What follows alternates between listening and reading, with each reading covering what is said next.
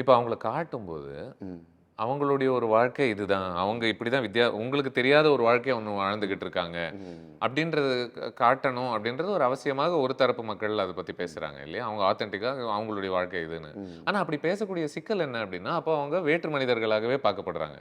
கான்ஸ்டன்ட்டாக என் கூட என்ன மாதிரி ஒருத்தங்க அப்படின்றத தாண்டி, ஓ! அவங்கலாம் இப்படிதான் சாப்பிடுவாங்க போல. அவங்கலாம் இப்படிதான், அவங்கலாம் இப்படிதான் அப்படின்னு பார்க்கறதன் வழியாக, அவங்க வேறு, நான் வேறு அப்படின்றது அது மறுபடியும் ஒரு அண்டர்லைன் பண்ற ஒரு விஷயமாக மாறிருமோன்ற ஒரு கவலையும் ஒரு தரப்புக்கு இருக்கு. நீங்க இதனுடைய சிக்கல் இல்லை எப்படி அப்படி பார்க்குறீங்க? இல்லை அப்படி கிடையாது. ஆக்சுவலி ஹியூமன் எமோஷனலாக மனித உணர்வுகள் எல்லா பக்கமும் ஒன்று தான் நான் யாரையும் சார்ந்திருக்கக்கூடாது. என் உடம்புல உயிர் இருக்கிற வரைக்கும் கடைசி காலம் வரைக்கும் நான் சொந்தமாக நானே உழைச்சி சாப்பிடணுங்கிறவர் எல்லா சமூகத்திலும் இருக்கிறாரு. ஆமா.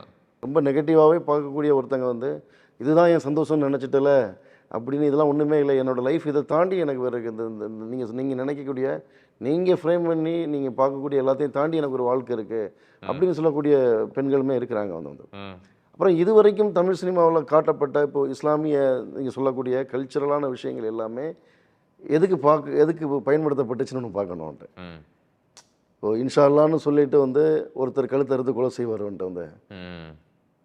நீங்கள் ஒருத்தர் கடுமையான ஒரு குற்றச்செயலை செய்யும்போது பின்னாடி பாங்கு சத்தம் போயிட்டுருக்கோன்ட்டு ஆமாம்.